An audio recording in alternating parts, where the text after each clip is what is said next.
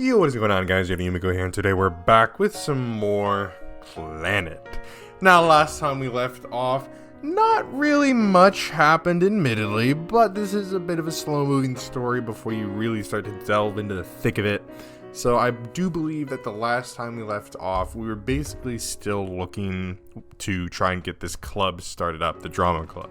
So we're currently looking to find an advisor. I believe we're still on that course. I don't think we've done anything too different since then. But I think that, yeah, now we've gotten this ominous, threatening letter saying that if we don't disband the drama club or give up on it, bad things will happen. We'll regret it. So, without further ado, let's jump right back into it. Sorry if I sound a little bit low energy, a little bit tired. It's because I am. I've done nothing today, and yet I am exhausted. Ugh, what a life I live. Break. Ghosts? Two students sitting in front of me are engrossed in absurd gossip, reference books still in hand. Yeah, it sounds like people have been seeing a lot of them lately, especially a female student's ghost. For real? It's a stupid conversation, but whether or not I want to hear it, I do. There's this guy who knows that student too, and according to him, it's definitely a ghost. Are you serious? Yeah, because you see, that girl was in a traffic accident 2 years ago. They say she was hospitalized for a while, but in the end, they couldn't save her. She got in the accident right after starting high school, so she still felt an attachment to this place since she wasn't able to have a full high school experience. And that's apparently why she became a ghost that comes here for fun. It's kind of a sad story. But you know, the guy who told you that's another third year, right? Yeah. You know what that means, right? What? He's trying to distract us from studying. What? In other words, he's trying to cut down on the number of potential rivals. Well, I guess that could be true too. You shouldn't be so quick to believe him is what I'm trying to say. Maybe I was, but the rumor just feels kind of true, you know? Maybe a TV crew is going to come in here and make it a huge story. Yeah, right. What would Tsunohara had done if he heard this story? He'd probably be excitedly tugging on my arm right about now, saying that we should go check it out. A childlike glow capturing his fascinated manic eyes. I look at the empty seat next to me. Good thing he's not here. Of course, there's no such thing as ghosts. Are you sure about that? We wouldn't. Such a side conversation wouldn't be brought up if it wasn't important. Next time class gets out, Tsunohara calls me and Furukawa out to the hallway. I figured out the culprit. You seriously went out and investigated? Don't worry, I was discreet. So, our criminal. It was someone from the choral club after all. A girl named Sugisaki. She looks like such a good girl too. How'd you figure it out? One of her classmates saw her do it. It happened late after school yesterday. This classmate thought it was strange that she was by the third year shoe rack and was wondering what she was doing. She remembered which class's shoe rack it was too. Class B. Plus, she's in the choral club. It has to be her. You'd better not be making this stuff up. I'm telling the truth. I'll even give you the name of the student who told me. You can go ask him yourself. It's fine. Well, that's the deal. You really never can tell with girls, can you? So, now do you see how naive you're being? He asked the question directly to Furukawa, who's sitting there in silence. You just keep your mouth shut. Hey, who was it again that you have to thank for figuring out the truth? I didn't care about figuring out the truth. You're wrong. Huh? About what? I'm sure there's some very special reason. Some very special reason for having done it. Look, there she goes again being naive. Everyone plays dirty. They're just concerned about things turning out well for themselves. You're gonna look like a real sucker if you're the one playing by the rules. Come on, President, just say the words. Tell me to go get you your club, no matter what it takes. If you do, I promise you'll get exactly what you want. I never see anything like that. I feel terrible for that girl who's working hard to do things fair and square. But that's what I'm trying to tell you. She's not. You're the only person here doing things by the book. Go home, Tsunohara. Why? I've come this far with you guys, let me keep going. I'm not kidding, go home, you're pissing me off. You're trying to tell me that she's the one in the right here? Sunohara turns his back to us. Fine, whatever, just do your own thing. He walks off down the hall. I can't even bring myself to cover for him by telling Furukawa that he's not such a bad guy despite how he acts sometimes. Sunohara-san isn't a bad person. What? It's not me, his old friend, who says the words, but Furukawa, who's only just met him. He's doing a lot for the drama club's sake. But all I do is object and complain to him. I feel like I should apologize. No, he's just having fun by doing this. That isn't true. He wouldn't meet an underclassman and talk to them if that was the case. I'll be sure to properly thank him later. How is she able to give him that much benefit of the doubt? Don't come too close to Furukawa anymore. Why not? The personalities clash way too much. You two live in different worlds. What's the big problem? It's a fresh experience for me. Listen, Sunohara, you're a huge pain in the ass to that girl. Did she really say that herself? I wonder if he was bothering her. No. She even covered for him at the end just now. She didn't, did she? He was no pain to her. In fact, she wanted to thank him. Or what? Do you like her or something? It's not like that. Then what's the problem? You're just there for the bread anyway. Yeah, I guess. I can't take back what I said after everything that's happened. You know, though, it really is fun being around someone who's that unlike me. Girls like that don't normally hang around guys like us, you know. Guys like us. That's right. Sunohara and I are supposed to be two of a kind. Cynical about everything, always sneering and always cold. That's how we've spent 2 years as high school students thus far. In that case, am I doing the same thing as Sunohara? Am I just having fun observing this strange new plaything I've discovered? Who knows? Fourth period ends and lunch break begins. What are you doing for lunch? You want to go eat with that girl? Yeah, I am.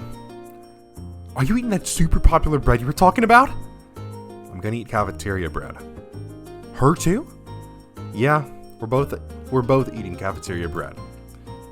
Seriously. What are you gonna do? I've had enough of the bread from that cafeteria. I mean, something nice for a change. You have that kind of money? Of course I don't. Sunohara keeps laughing as he leaves the room, as if to say that he doesn't need any to make things work out. Can't believe him. Well, he'll probably just go harass some freshmen or something for their food. After that, I meet with Furukawa in the courtyard as I always do. Did you not invite Sunohara-san? He went off on his own when he heard that we were eating bread from the cafeteria. He says he's tired of it or something. He's probably just cornering people and pestering them for lunch money regardless. That's the kind of guy he is. All he cares about is what'll make him happy. Once he gets bored, he stops caring. Is that true? Yeah.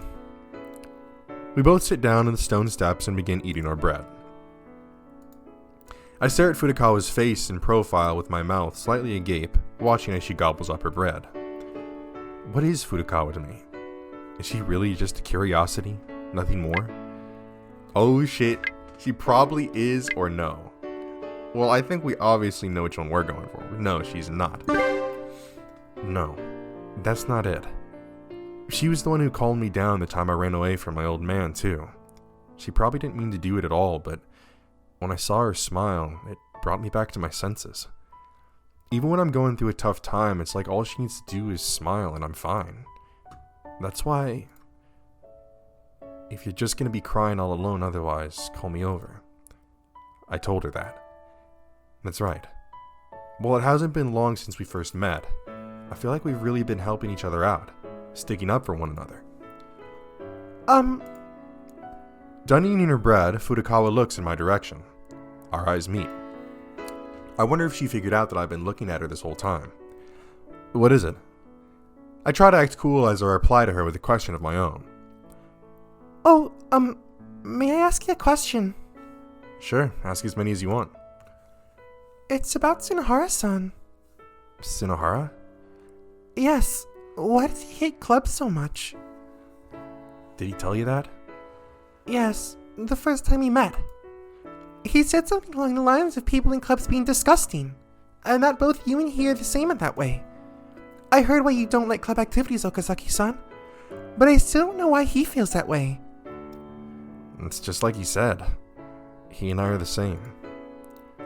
What do you mean by that? He was in a club as a first year too, but he got in a fight with a student from another school and got suspended over it. He was eventually dropped from the varsity team, and so he just quit the club since there wasn't a place for him in it any longer. I see. So that's what happened. If that's the case, then I want Tsunohara-san to be here too. I understand that feeling very well. It's a lot of fun when everyone works together toward the same goal. Maybe you're right. Good old Tsunohara. I return to the classroom and Tsunohara shortly follows suit. Man, I'm stuffed. I had an 800 yen pork cutlet bowl and udon combo meal. Can you believe it? I'm gonna sleep well this afternoon. Yeah, sweet dreams.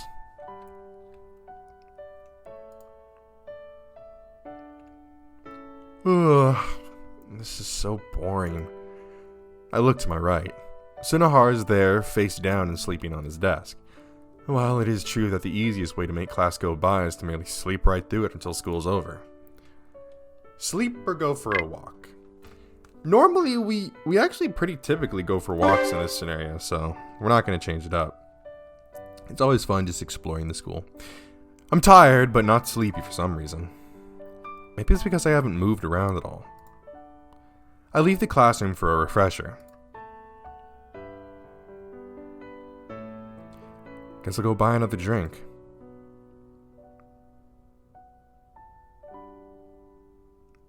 On my way back. Tap, tap, tap. Something small darts past me. Call out to it or do nothing. A quick moving small thing that's making tapping noises. I wonder who that could be. Hey.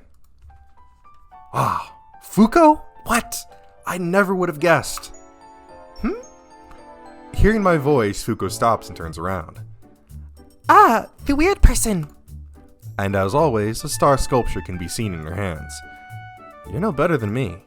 Running around the school with something like that in your hands? Are you a kid? Of course not. If you must know, Fuko's very mature for her age. I'm actually quite amazed you even said something like that. You're like the brattiest student I've ever seen in this school. She points straight at me. What's this? Are you trying to say I'm brattier than you? She nods. Fuko's busy. There's no time to play around. A rather big mouth you've got there, I see. How's what you're doing any different from playing around? Totally different. Fuko's desperately thought about what's best for One-chan. And after a lot of thinking, Fuko came up with this wonderfully adorable...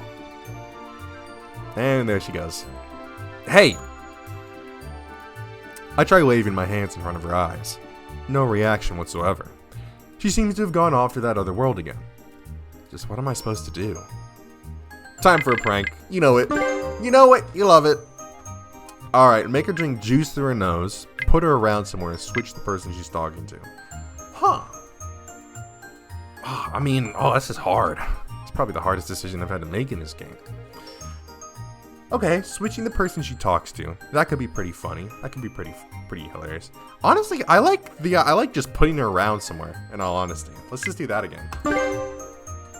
I grab Fuko by the shoulders and pull her forward step by step. Then I put her in a certain room.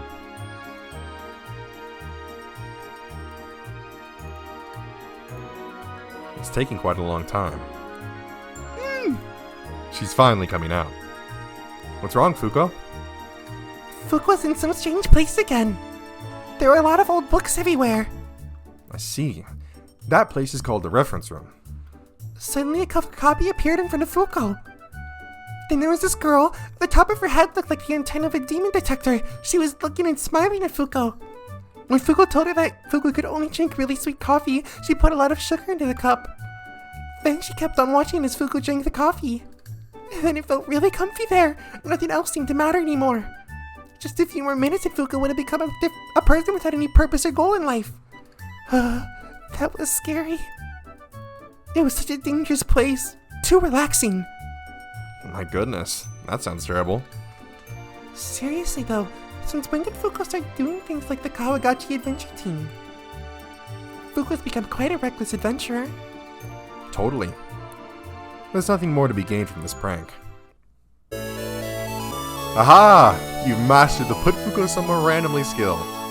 Yes! That's exactly what I wanted. Am I dumb or something? Fuko's busy, and she has wasted time on something so meaningless. Are you gonna hand these out again? Of course. Well then. With that said, she trots away. I decided to return to the classroom. Ah, Fuko. Fuko. After classes end, Furukawa starts rehearsing for the information session inside the club room. Both Tsunohara and I sit on the floor watching her practice. Is this really what we should be doing right now? There might not even be an informant session. I ignore him and continue to watch Furukawa in silence as she earnestly tackles the challenge ahead of her, all the way until the sun begins to set in the west sky. Another night in Tsunohara's room. What a lovely place to spend my evenings. Tsunohara? He's nowhere to be found. Maybe he's in the bathroom. I settle down in my usual spot and begin reading magazines. Tsunohara! I hear a voice from the hallway. It's Misai-san's. Tsunohara, are you in there? Nope. You've got a call! He's not here!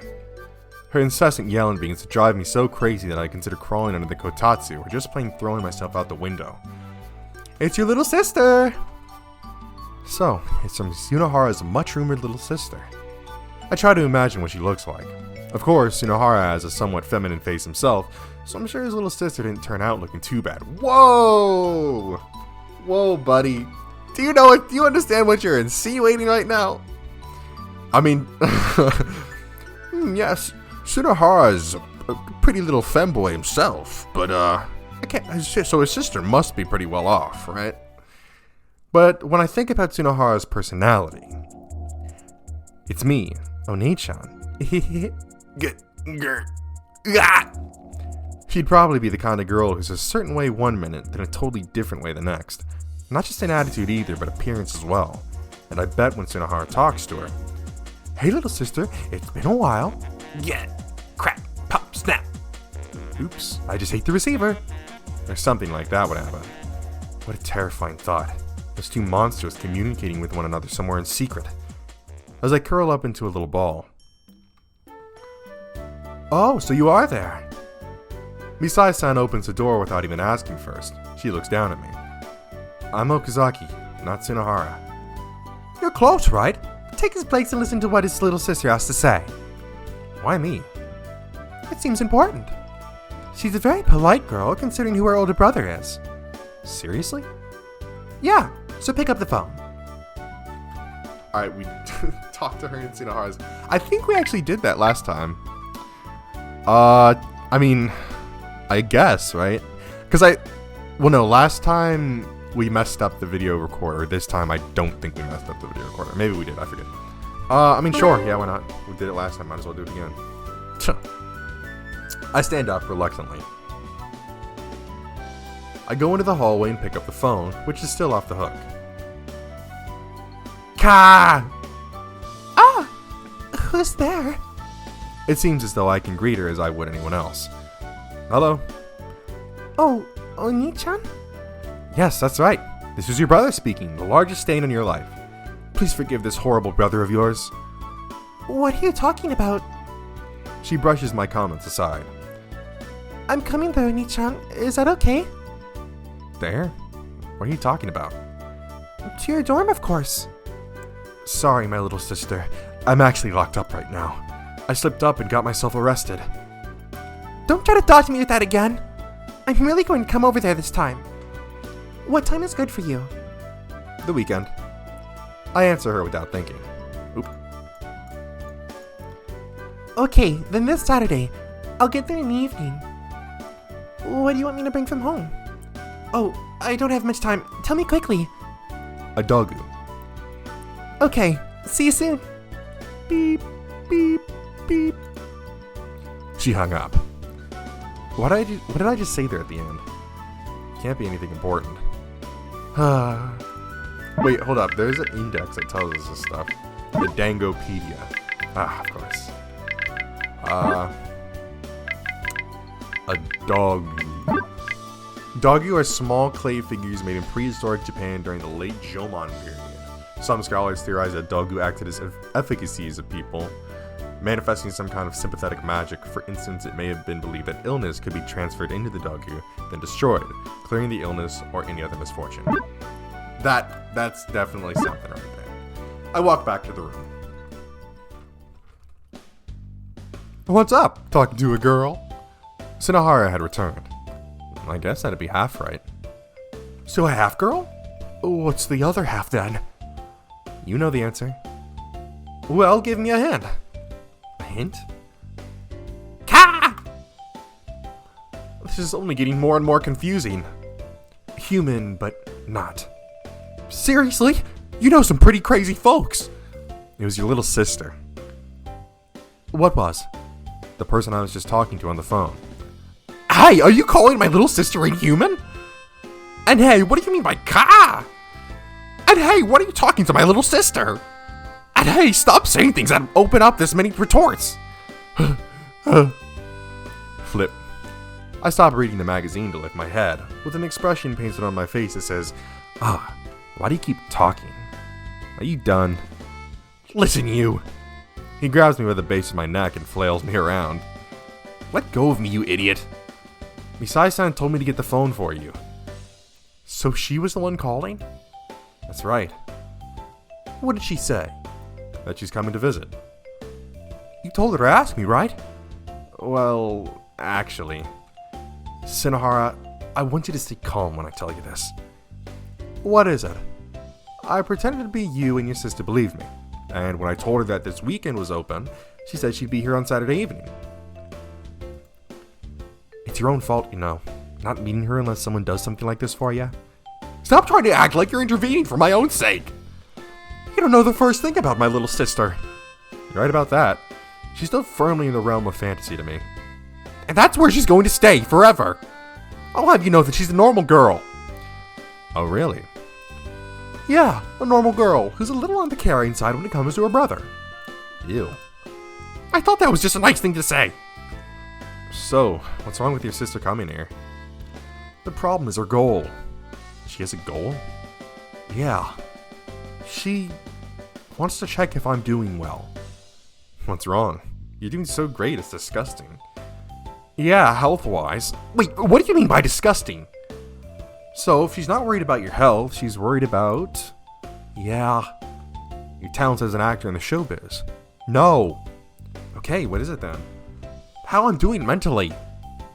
She really supported me back when I played soccer. And I always bragged to her saying that even an idiot could get into college as long as they were a good soccer player. Ah, so you realize that you're an idiot. Yes, but let's not go there right now. Anyway, that's why she's really worried about me right now. You go home for New Year's and stuff to see her, don't you? No, I didn't go back this year. But when I do go home, I start acting all high and mighty and say all sorts of things. So she's probably trying to see for herself how I am normally. So how old is your little sister? That's a very abrupt question. Just answer me. 13. Which would make her a second-year junior high school student. Isn't she in school right now? How's she able to visit? Ugh, she's skipping? So she's like her brother in that aspect at least. If you mean that we're both as quick, accurate, and deadly as a gun, then yes, she's just like me. What does that make you? A cap gun? You don't need to qualify everything I say. Anyway, what are you gonna do? Oh, fuck. She's gonna visit no matter what I do, right?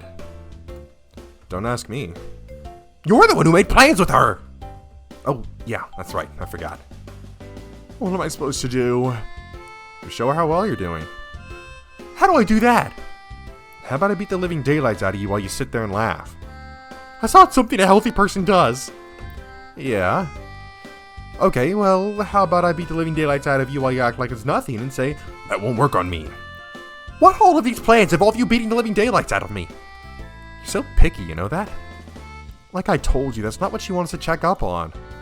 Basically, the question is whether I found something else to make me happy after my dreams were crushed. Something else to make you happy, eh? I stare at Tsunohara's face. What kind of happiness is being visited upon this guy's life right now? There's nothing. Of what? Oh, I'm just saying there's no happiness in your life. That's a really jerk comment to just casually drop like that. Tsunohara sighs deeply and scratches his head. Well, don't let yourself feel down. You reap what you sow, right? This situation is 100% your fault! No, I'm talking about there being no happiness in your life. Again with the harsh remarks! Tsunohara's shoulders droop even lower. Well, I suppose I did sow some of these seeds. I really don't want to, but I'll make it work out somehow. Really? Wait a second. Back to what you said before that. That's not very comforting. Yeah, just leave it to me. Yeah, so I think the last time we had that whole little interaction, we never actually ended up really doing anything with it. We just kind of like abandoned him pretty much and let him do his like own thing.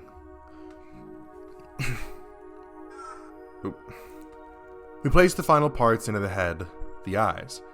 Now the junk doll is complete. Done. The girl lies down and stretches her tired limbs.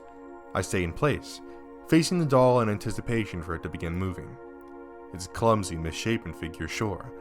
Its arms are different lengths, and the bottom of its mouth is protruding. What a funny face. Nevertheless, it's a new friend, someone to be a companion with. So I'll just have to ignore the fact that it looks a little silly. I keep waiting. My new companion doesn't move though, even after waiting for a while. The girl sits up from the floor. She joins me in looking at the unmoving doll. Perhaps we need to do something special to make it start moving.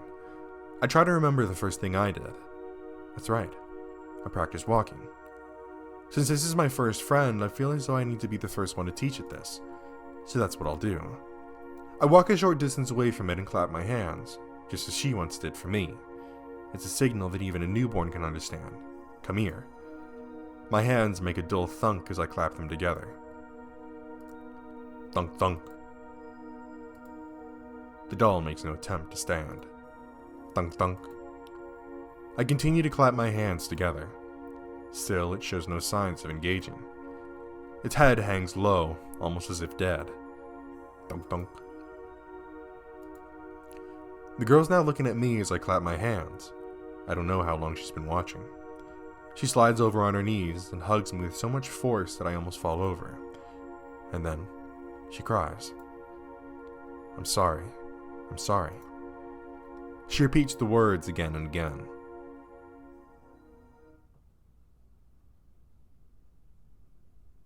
Okay. Good morning. Yeah, morning. Fudakawa searches for a topic of conversation. Your voice sounds worn out, you know. In an attempt to give her a helping hand, I break the ice. What? Do you really think so? Well, you did do all that practicing yesterday. Yes, I did practice a lot. I hope you get to start practicing plays instead of information sessions after this. Yes, me too. I part with Fudakawa, and as I'm heading toward the classroom, something small dashes past me once again. Something small and quick-moving. Yet again, I feel a sense of déjà vu. Hey! Huh? Hearing my voice, Fuko stops and turns around. That's the worst. But I haven't done anything. Whatever you're going to do, it won't be anything nice. So Fuko will be leaving now. Fine, it's not like I have any business with you. Feel free to go. Well then, see you around. As soon as she raises her hand, she hastily turns around, about to start running away. But she doesn't get far. The slippery wax floor takes her down after one single step. As her backside kisses the ground, the wooden star slips out of her hand and finds its way back to freedom. But I'm not about to let it go. I raise my hand up to catch the star in midair. Huh? It was a very embarrassing moment. It makes Fuko look like a klutz. Nah, you're the real thing. No, Fuko's not a klutz. If you have to choose, Fuko's more on the dexterous side. Totally. Your reflexes must be on par with those of a sloth. That's not true. Fuko's athletic ability is surprisingly good. I'd be pretty amazed if you were any good at sports. What are your PE grades like? Will you accept grades from elementary school? Sure. It was, keep up the good work. It was a Dangopedia term. Isn't that like super average? The rest of Fuko's grades were like that too. But on their turn said Fuko was good with her hands. Well, she's family, so she has to be nice. You're making it sound like Oni-chan lied to Fuko. If you're so good with your hands, how'd you get all those injuries? Because it's Fuko, the injuries are only this bad. If it was you, someone would have had to call in the ambulance. If that was the case, half the students in the art classes would have to move around on stretchers. No, just you. Why only me? Just so you know, I'm totally confident that I can almost do anything more skillfully than you. It's unthinkable. Well said. Then let's have a tongue twister competition. We'll say red leather, yellow leather 3 times fast, okay? Yes. Okay. Pretend that I do this well. Red leather, yellow leather, red leather, yellow leather, red leather, yellow leather. How was it? The last part sounded like vinyl. You think anyone's tongue could slip that way? Seriously, I don't know how you could be so sly. What do you mean by sly? You made up that vinyl thing. That's not true. Fuko's all about fair play. The whole neighborhood can't shut up about how fair play Fuko is. What kind of neighborhood is that? Fine, whatever. It's your turn. Say it quickly. It would take forever to keep arguing with her. Yes, Fuko will start now. Ha! She takes in a deep breath.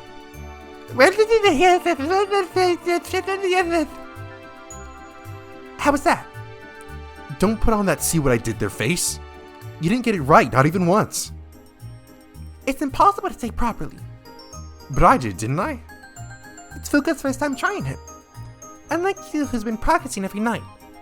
What kind of a time waster do you think I am? Fuko doesn't have time to play around with a loafer. I should be the one saying that. Jeez. Fuko will be going now. Fine, just go. Ah! She seems to have realized something. Not here. It's not here. She pats herself down all over. It would be really hilarious if this thing in my hand is what you're looking for. I show her the star sculpture that I've been holding. Ah, that's it. When did you take it? Didn't you see it in my hand the whole time we were talking? But you're the first to receive one. Your desire to collect things so incredibly cute is understandable, but please give it up. You know, I kindly stretched out my hand to save this thing from smashing into the ground when you threw it away. Is that what happened? Exactly. Fuko didn't realize that. Thank you very much. Here, take it back. Actually, as an apology, Fuko will let you hug it a little longer. You sure? Yes. I press this thing against my chest. She's standing next to me waiting.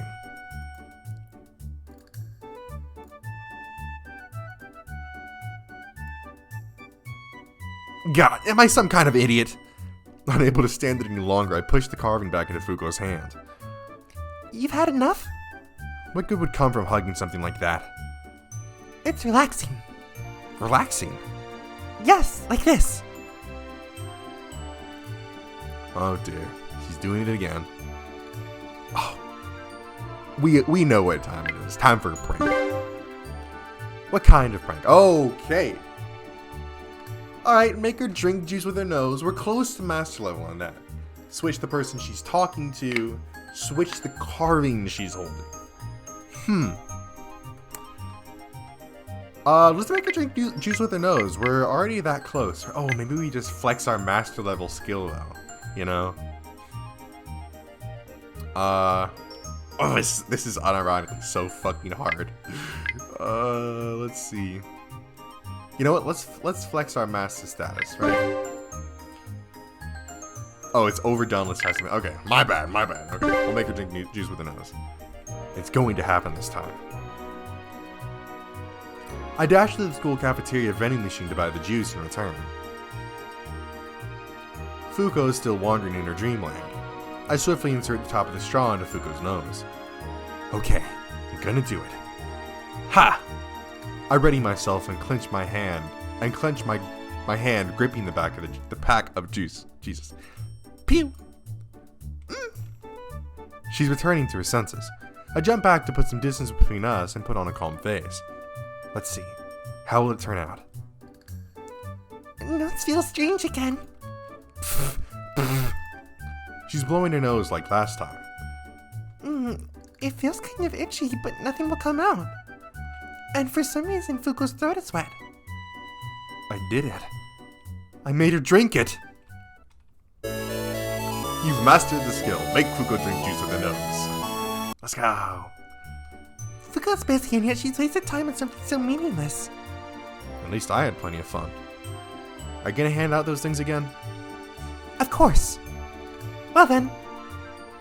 With that said, she trots away. I too rush to my classroom. Tsunohara still isn't around. He's probably late yet again. I get to my chair and begin to look out the window. I stay there doing the same thing even after classes start. Fourth period ends. Guess I'll go.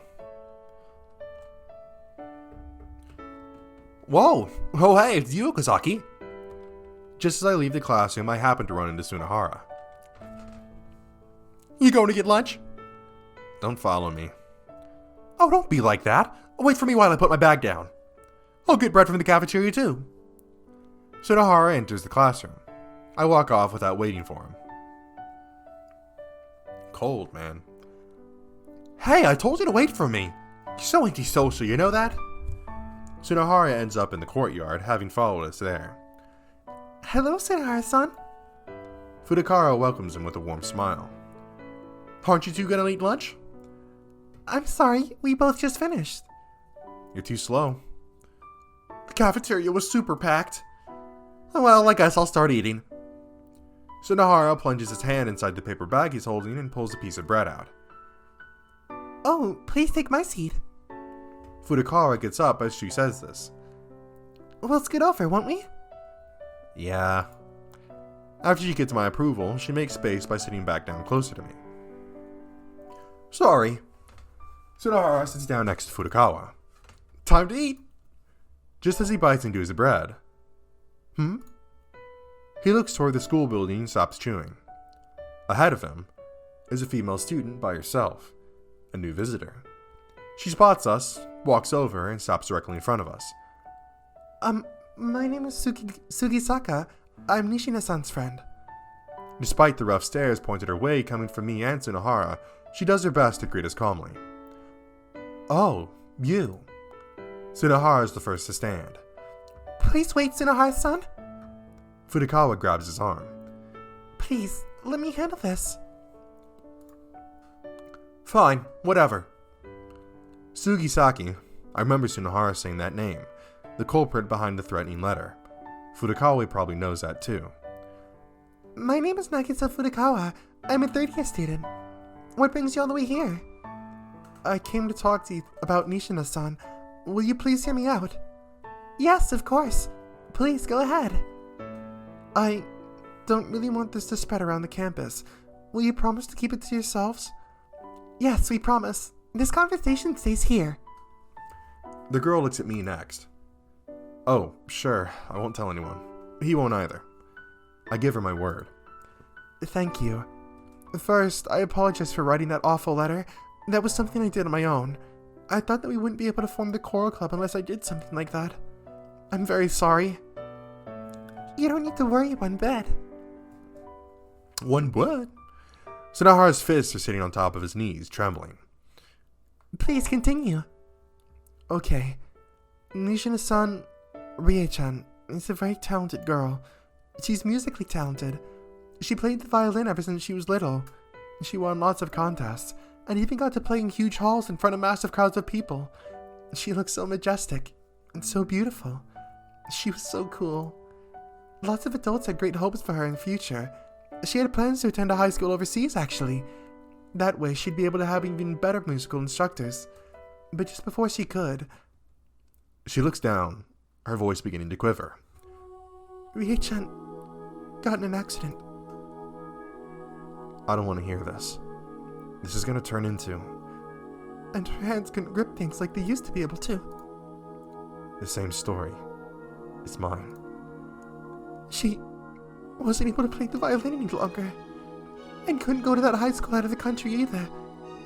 That's why when she came to this school, together with me, after the accident, Rie-chan seemed so lifeless. I tried really hard to get her to cheer up, but nothing worked. It made me sad too. But then, one day, we met someone wonderful. Our ancient literature teacher, Kawamura-sensei. Kawamura-sensei taught Rie-chan how amazing music can be all over again. He told her that even if she couldn't play an instrument, she could still make music. And after he did, he began to sing. Though his voice was hoarse and he wasn't always on tune, he was singing from the heart. That song touched Rie-chan, and she began to sing too. When she did, she looked like the old energetic Rie-chan. After that, she started to want to show as many people as she could how wonderful singing can be. That's why she wanted to make a choral club, something the school doesn't have, together with Komura-sensei. I feel the same way. She wipes the tears that have begun to swell in her eyes, and smiles as she talks. And then... Please, don't get in Rie-chan's way. She bows deeply. Furukawa is sitting there, still as can be. Don't listen to her, Furukawa! Tsunohara starts to shout. What kind of coward would use a handicap like that to try and earn someone's sympathy? A handicap like that? You're naive for thinking you could pull that to get us on your side. When he says those words, I realize something. The three of us are alike. All three of us had no choice but to abandon something we wanted to do because of bad luck. All three of us were denied our modest little high school dreams. I understand that feeling. I hear Furukawa's words in my head. All three of us are closer than I thought, and none of us ever used that bad luck as a shield. Tsunohara and I never got to get back into a club and turned into the people we are now. And Furukawa was struggling to start all over from scratch after she spent nearly a year fighting her illness before finally beating it. That's why Tsunohara can't forgive someone trying to use something similar as a shield. I feel the same way. That kind of handicap! Tsunohara tosses the half-eaten piece of bread into his hand to the ground. It bounces and rolls towards the feet of the girl in front of us, Sugisaka. Despite all that, she just continues to look down at the ground, not so much as flinching. I can't say no to that. In fact, I should be the one asking for forgiveness. I was trying to get Komura-sensei to be the drama club advisor for my own sake, while all of that was going on unknown to me. Furukawa, there's nothing you could have done about that. You didn't know. But now I do, so I'll give up. Why? If I try to do what I want to do, then Nishida-san's dreams won't ever come true. I'm going to give up. Thank you. The Sugisaki girl raises her head after thanking Furukawa. And then, she returns to the school building with a clear expression on her face. You idiot! Tsunohara keeps screaming the words over and over, even after we can no longer see her. Furukawa picks up the piece of bread that's fallen onto the ground and gives it back to him. Damn it! Afterward, we head to the teacher's room and talk to Komura. Tsunohara's already gone. He went off somewhere, still bubbling with rage. I just stand behind Furukawa and listen to her talk. Is that alright? Yes, and I was the only one who wanted to create the drama club in the first place. I don't have anyone else who wants to join. I see. Our play is not popular in this day and age. That may be the case, but I like them. I'm sure you'll have other opportunities. That's all, Komodo-sensei. Please take good care of Nishina-san, Sugisaka-san, and all of the many other core club members who I haven't met yet. Having entrusted the future of the choral club to the elderly teacher, we leave the teacher's room. We don't bother going to the club room, instead heading to the courtyard, bags in hand. All we can do now is go home. Isn't there something else we can do? There has to be something. It's fine, Okazaki-san. I made a promise to Sugisaka. That's why I won't try and create the drama club any longer. You never promised her that. All you said is that you wouldn't get in the choral club's way. Okazaki-san, What? I had a lot of fun Doing what? working together. We may not have been able to accomplish our goals, but the things we gained are even more important than doing that. I was able to become good friends with you, Kozaki-san. I was able to become friends with Tsunohara-san, too. Me, of all people. Me, an awkward crybaby. I guess you're right. But you know, Furukawa, you've become a lot stronger than you were, compared to back when you were stuck worrying at the bottom of that hill. Even if you are an awkward crybaby, you worked hard to get to where you are now. You worked hard, even worrying about other people's problems like they were your own. Really? Yeah, at least that's how I feel about it. I'm happy to hear that then. My body may be weak, but I've been trying to become someone with strength. Someone who never gives up. Tears suddenly start to drip from the sides of Furukawa's eyes. I'm so happy. I'm so glad. And then she looks down, putting both hands to her eyes, and starts crying. I place my hands on her head. Again? Oh my god. We're gonna hug her. My body instinctively moves to embrace Furukawa from behind. I wish you wouldn't do that. When you do, it's so comforting that I feel like crying. You're already crying. Yes, but I'll cry more. That's fine. Something sad happened, so it's okay if you cry. Furukawa continues to cry for a while. Part of me wishes we could stay like this forever. As I start to feel a need to protect her, I unconsciously place my hand on her head. But honestly, I always wanted to be close to her like this as I consoled her. This tiny little person supported me, and I wanted to support her. I wanted her to feel at ease. Hey, Furukawa, Yes? once we wake up tomorrow, don't you think it'd be fun if we were a couple? Me as your boyfriend, and you as my girlfriend. I bet that'll make our time at school a lot of fun. Don't you? I don't. You'll probably get annoyed at me, Kosaki-san. No matter what I do, I fail. It's not true. Why do you say that? Because I love you, Furukawa. I confess my feelings to her, so there's no way that something like that could happen. Is that really true? I'm sure it'll be fun. No, I'll make it fun. No, that's... I don't want you doing all the work by yourself. I want you to let me try too. Oh, Yes. in that case, Furukawa, I'm gonna ask you something, and I want you to tell me yes. Furukawa, will you be my girlfriend? A few moments pass. She doesn't turn to look at me, nor does she nod, but she does say something quietly. Yes, please. Oh my god. Oh my god. Oh my god. Oh. Okay, we're gonna save right there. Oh my god, it happened! Alright, hold up. Return to title screen. Okay. So wow, okay, well first off, I did not expect that. Just out of nowhere, we're like cuddling and then confessing our feelings. Wow. Well, I mean, that was like, okay, with like Ryo's route, right?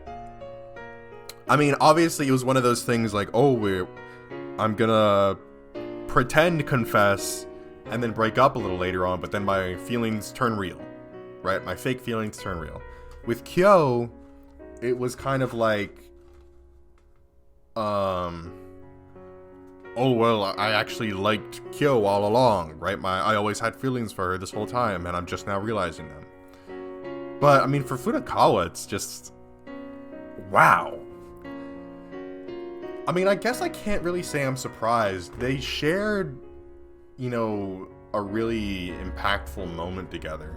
That, like he said, you know, they kind of have this codependent relationship where they're both kind of there for each other and lean on each other whenever they need support. So it's not exactly surprising that after a while they'd be like, well, hey, maybe this person is somebody I love. Oh wow, that was good. That was I'm honestly speechless. That was good right there. Okay, so we're a couple now, I guess. I mean, I guess the biggest curiosity at this point is like, what's the end goal at this point, you know? Cause with Ryo, it was kind of a thing where, okay, we get with her and it's done. We get with Kyo and it's done. So is Nagisa's route gonna be the same deal? Because we still have like some other story paths that we haven't finished yet, and maybe we have to specifically go down that character's path to finish them. That is definitely possible. But again, it is one of those things where this is the, like, this, I know, like, Nagisa is the main route, right? So I could only really imagine that there's gonna be more to this. But obviously, we'll find that out in the next episode. I hope you guys enjoyed. If you did, make sure to leave a like on the video and tell me in the comment section below what you'd like to see me play next. If you enjoyed this video or any of the videos or series on my channel, then I highly recommend that you hit the subscribe button and turn on post notifications so you'll be notified when one of those videos comes out. Anyways, that's it from me, and I'll see you in the next one. Peace!